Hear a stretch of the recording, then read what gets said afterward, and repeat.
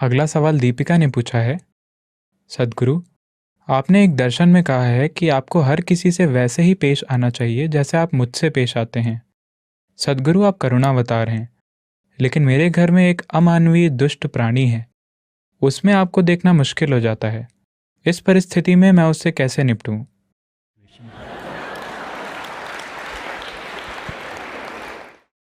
शादी के कितने सालों में यह विकास होता है, या ये एक पतन है? मुझे यकीन है कि एक समय में वो एक शानदार रोमांटिक बढ़िया आदमी थे। मैं नहीं जानता कि शादी के कितने सालों में वो एक दुष्ट जीव बन जाते हैं।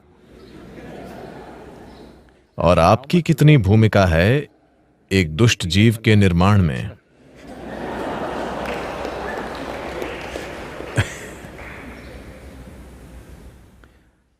देखिए, खासकर अगर वो एक दुष्ट जीव हैं, अगर ऐसा है तो ये आपका नजरिया है।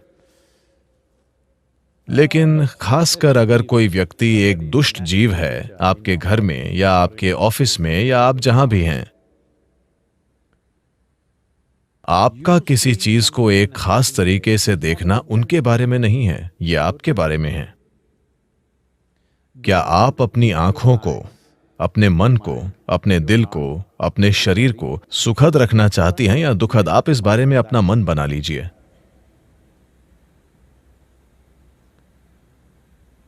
अब अगर आप उन्हें देखती हैं, मैंने कहा कि उस दुष्ट जीव को भी आप कृपया ऐसे देखें जैसे कि वो मैं हूं। मैं आपसे ये नहीं कह रहा हूं कि आपको उसकी शिक्षाओं को सुनना है या उससे नए अभ्यास सीखने हैं। नहीं, मैं कह रहा हूं कि अगर आपने मुझे देखा है आदर, भक्ति, प्रेम, स्नेह के भाव के साथ, जो भी आपकी भावना है, अगर आपके पास वो है तो कृपया हर चीज को उसी से देखिए। क्योंकि मैं बस ये कह रहा हूं कि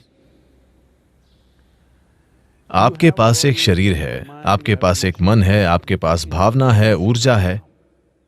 हम अभी आपकी भावनाओं के बारे में बात कर रहे हैं। अगर आप भावनाओं की मधुरता के एक खास स्तर तक पहुंचते हैं अपने जीवन के किसी पल में, या तो अपने प्यार के कारण या भक्ति या करुणा या किसी भी वजह से आप मधुरता के एक खास स्तर तक पहुंचते हैं, ये आपके जीवन में एक ऊंचा मुकाम है। अब आपको उससे वापस नहीं आना चाहिए। आपको ये देखना चाहिए कि उससे आगे कैसे जाएं। मैं कह रहा हूं कि जो भी आपकी सबसे ऊंची या सबसे मधुर या सबसे शानदार भावना थी, उसे आधार रेखा बना दीजिए। आप वहां से वापस क्यों आ रहे हैं? अगर आपने वैसी भावना का अनुभव नहीं किया होता, तब मैं आपसे क्या कहता? आपने अपने जीवन में कौन सी सबसे मधुर भावना महसूस की है? मेरा बच्चा। ठीक है, हर किसी को अपने बच्चे की तरह देखिए। हमने आपको ये एक समय पर कहा था। फिर मैंने देखा आप यहां बैठे आनंद और प्रेम के आंसू अपनी आंखों से बह रहे थे। फिर मैंने कहा हर किसी को उसी तरह देखिए जैसे आप अभी मुझे देख रहे हैं, क्योंकि ये आपकी आंखों को, आपके मन को, आपके दिल को, आपके शरीर को और आपके जीव को मधुर और शानदार बना देगा। ये उनके बारे में नहीं है, खासकर अगर वो मुश्किल दे रहे हैं। फिर आपको अच्छी ट्रेनिंग मिल रही है। अगर आप नर्क जाते हैं तो भी आप अच्छे से रहेंगे। हां, क्योंकि किसी ने आपको गारंटी नहीं दी है। क्या मैंने आपसे कभी कहा है कि मैं आपको स्वर्ग का टिकट दिला दूंगा? मैं आपको लगातार धमकाता रहा हूं कि चीजें यही होंगी। तो आपको समझना होगा कि यह आपके रूपांतरण के बारे में है। आपके साथ समस्या यह है कि चूंकि आपने वो क्या है, वैसे भी मैं कोई नाम नहीं लेना चाहता। आपने वो सारी रोमांटिक किताबें पढ़ी जब आप एक टीनेजर थे और फिर आपने हर तरह की चीजों की कल्पनाएं कर लीं। सबसे पहले तो आप खुद के साथ ईमानदार नहीं हैं। आपके हार्मोन असर दिखा रहे हैं। अचानक आप किसी को देखते हैं, वाह, मुझे यकीन नहीं होता वो इतनी सुंदर है, वो कितनी जबरदस्त है, वो कितना हैंडसम है, वो कितना अच्छा है, हर चीज जो वो करता है। आप खुद को बकवास से भर रहे हैं।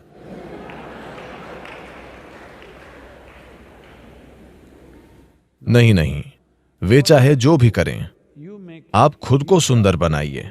अब अगर वे दुष्टता भरी चीजें कर रहे हैं, आप फिर भी शानदार हैं। ये बात अलग है, आप जानते हैं कि वे दुष्टता भरी चीजें कर रहे हैं और आप तब भी शानदार हैं। ये असाधारण है। वे दुष्टता भरी चीजें कर रहे हैं लेकिन आप सोचते हैं कि वे सुंदर चीजें कर रहे हैं। ये मूर्खतापूर्ण बकवास है।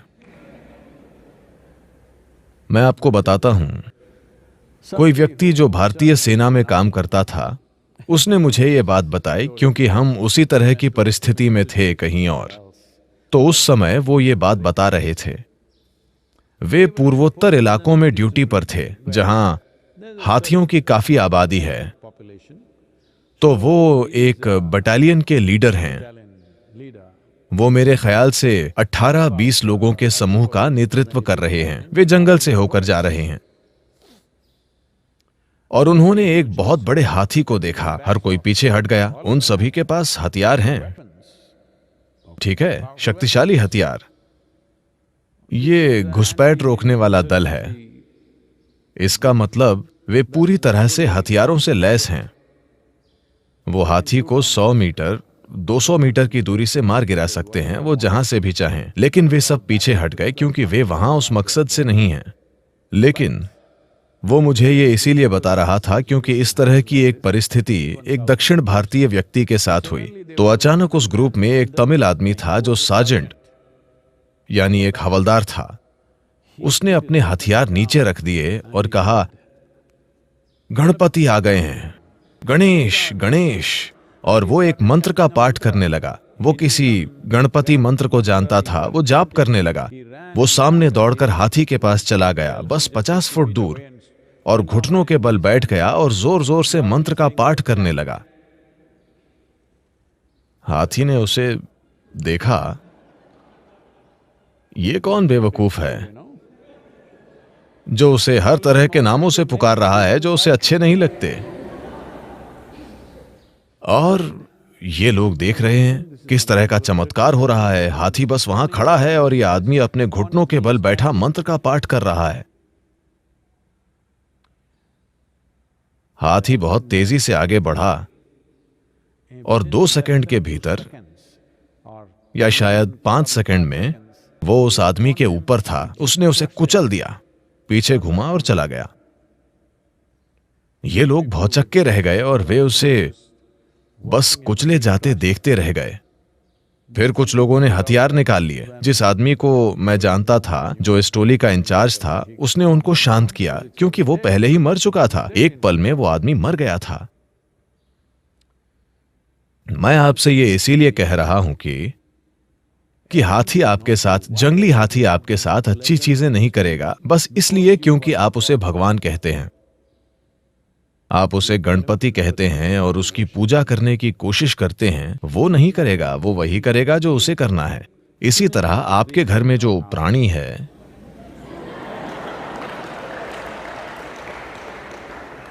वो वही करेगा जो उसे करना है, जो भी उसका गुण है। मैं सिर्फ आपके बारे में बात कर रहा हूं। आप हमेशा जीवन को एक रिश्ते के रूप में सोचते रहे हैं। नहीं नहीं, मैं चाहता हूं कि आप समझें, आपके पैदा होने से पहले या जब आप पैदा हो रहे थे तब भी आपका अपनी मां के साथ भी कोई रिश्ता नहीं था। यह बहुत अलोकप्रिय होने वाली है, ये लोग मेरी आलोचना करेंगे, लेकिन कृपया इसे देखिए। आपका कोई रिश्ता नहीं है, हमारा बस एक अस्तित्व है। रिश्ता आपकी जरूरतों की वजह से बना। आपने उन्हें भोजन के रूप में देखा, आप उनके पास गए। आपने उन्हें अपने जीवित रहने के आधार के रूप में देखा, आपने उसे जल्दी से पहचान लिया। जिस पल बच्चा पैदा होता है, उसे किसी दूसरे पुरुष या किसी और महिला को सौंप दें और उन्हें बच्चे की सभी जरूरतों का ध्यान रखने दें, बच्चा तुरंत उनके पास चला जाएगा।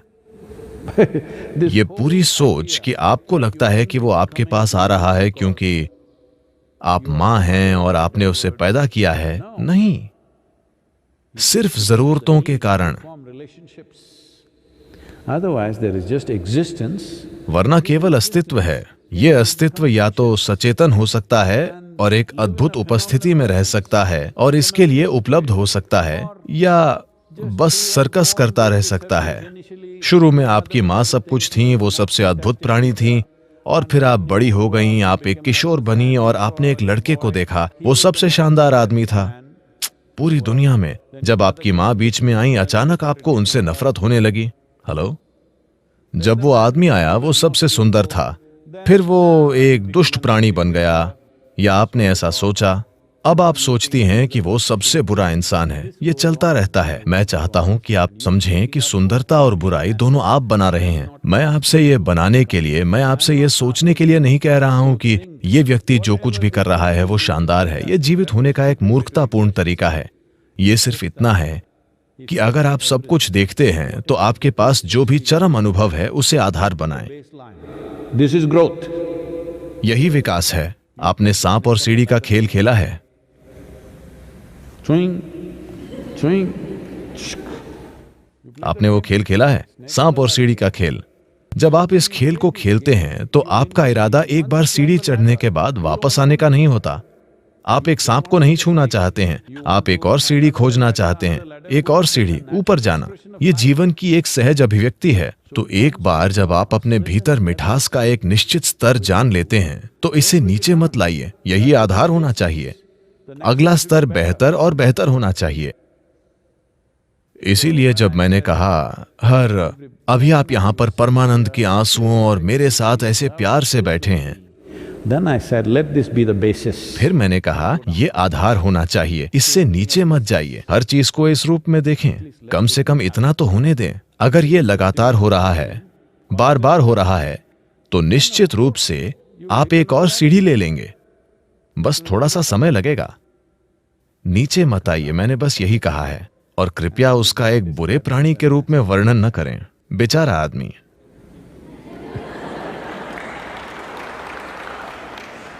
This happened. ये हुआ। मुझे लगता है कि मैं आपको बता चुका हूं। हो सकता है कि इन दिनों में से पहले मैं आपको बता चुका हूं, मुझे याद नहीं है, लेकिन मुझे इसे फिर से बताना चाहिए। शंकरन पिल्लई ने सोचा कि उसकी पत्नी का चक्कर चल रहा है। उसने एक जासूस को काम पर रखा। मैं इसे जल्दी जल्दी कह रहा हूं सिर्फ आपको याद दिलाने के लिए। उसने कहा मुझे उसके खिलाफ सबूत चाहिए। तो जासूस घर के बाहर इंतजार कर रहा था। उसकी पत्नी घर से बाहर निकली, उसने उसका पीछा किया तो वो एक पार्क के पास गाड़ी पार्क करके अंदर चली गई। एक आदमी बेंच पर बैठा था। जैसे ही उसने इसे देखा वो दौड़ता हुआ आया। वो दौड़ते हुए गई।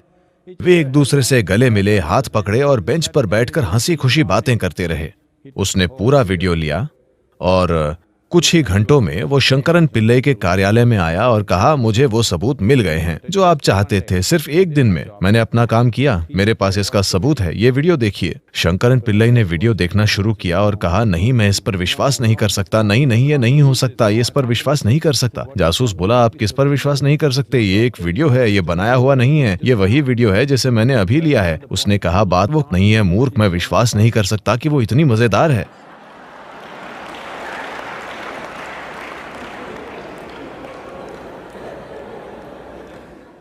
इसलिए After 15 days is over, 15 दिनों के बाद जब आदमी कहीं दूर चला जाता है तो आप देखेंगे कि वो कितना मजेदार था।